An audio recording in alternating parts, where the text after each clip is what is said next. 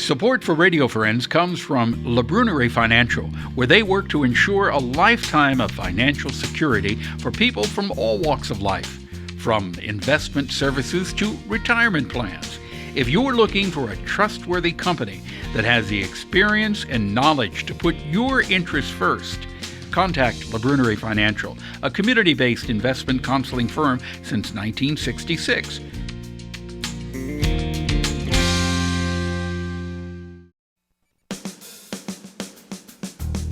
Good morning and welcome to Radio Friends on Monday, December 6th. A pleasure to have you with us today.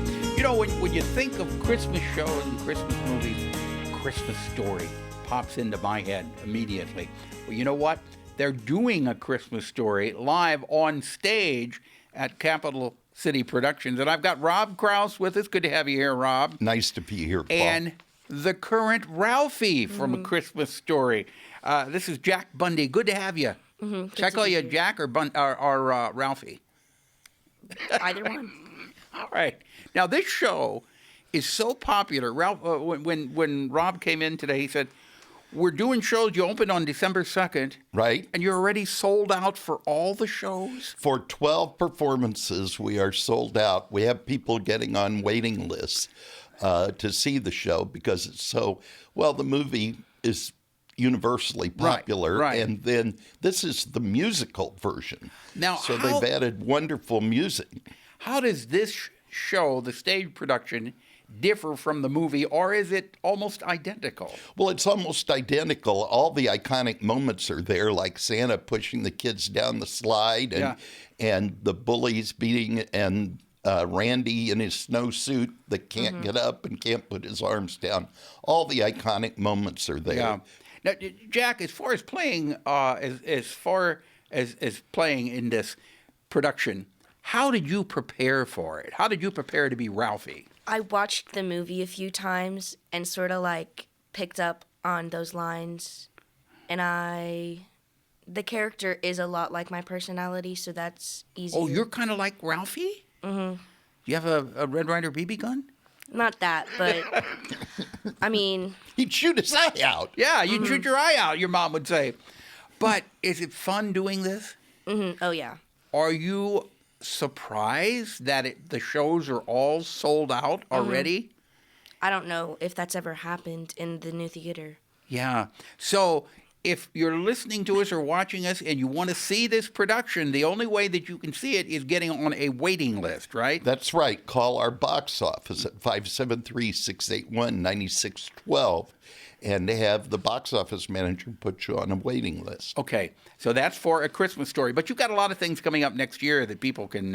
Oh, my gosh. This is a great time to get gift certificates for all the shows next year.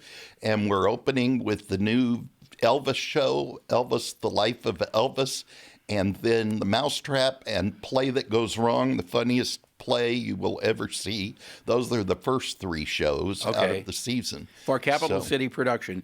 But the important thing is right now you're right in the middle of a wonderful production of The Christmas Story. Mm-hmm.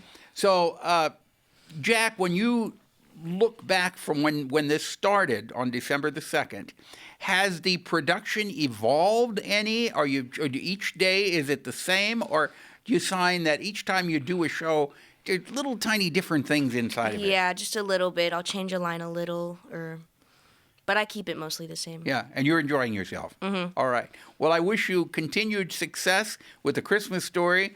And Rob, thank you for coming out and sharing it with us. Again, if people want more information, the phone number to call... 573-681-9612. Okay.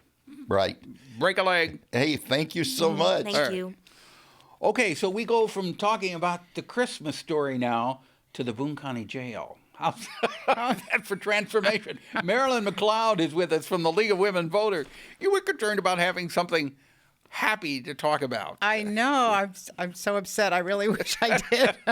Well, how does the Boone County Jail fit into this conversation this morning? You know, every month we have our lunch and learn, and so the Tuesday, December 14th at noon on Zoom, we will have our lunch and learn. And this one, you know, we've had a series about minority youth, and then this one is about statistics from Boone County Jail.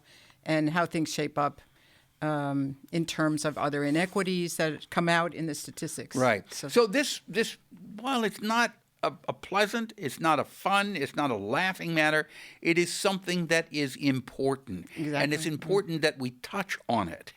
So this will be your Lunch and Learn when? December 14th, Okay. which is Tuesday at noon. And how does this work? You sign up on Zoom? You sign up on Zoom on either the League's website or the library's website, which is dbrl.org or Okay. lwvcbc.org. And then you're able to communicate, people who are watching are able to communicate back and forth with Right. the speakers? Right. Okay. There's a chat feature. You can ask questions. Yeah. Yeah. How many people do you normally have with this? Maybe 40. Well, Depends that's a on the pretty topic. good- Yeah. And it's nice. People can be home and watching. Right. Yeah. And you can be eating lunch at the same Right. time. That Right. That's exactly. All right. But I'm sure a lot of people will be happy to have this come back in person whenever we're able to do that. Exactly. Yeah. Okay. Then you wanted to touch on redistricting. Right. Which can be a touchy subject for a lot of people. Well, right now, I just wanted to follow up because, I had been here a few months ago and talked about the process. And so the process for state legislative districts, House and Senate, has been happening. Mm-hmm. There are two commissions, one for the House, one for the Senate, and they're made up of citizens who are named by the political parties. So it's been kind of interesting. Mm-hmm. People have been allowed to testify in general about their districts, for example, but they have not yet published their maps. We hope those will come out soon so that people can look at the maps and see and then comment. We're hoping that they will take comments. Yeah. Now, sometimes when I look at those district maps, they don't make a lot of sense the way they're drawn up.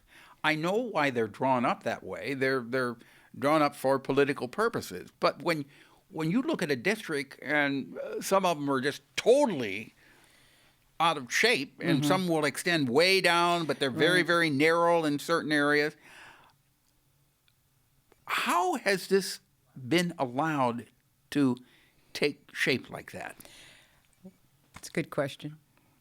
It's happened. And, we do know, depending on the state where you live, whoever's in charge, whichever political party does that. Gerrymandering is what it's called. So we're hoping, we're trying to keep the process transparent. We're hoping they're keeping that process transparent. And, people can go online to and Google Missouri Redistricting Commission, and they can find out more information about that. Okay, so just Google Missouri Redistricting Commission. Right. All right. We're out of time, but if people want more information about the League of Women Voters, what you do, and men are more than welcome to be part of the League of Women Voters. That's right. Right? Thank you. Where did they go?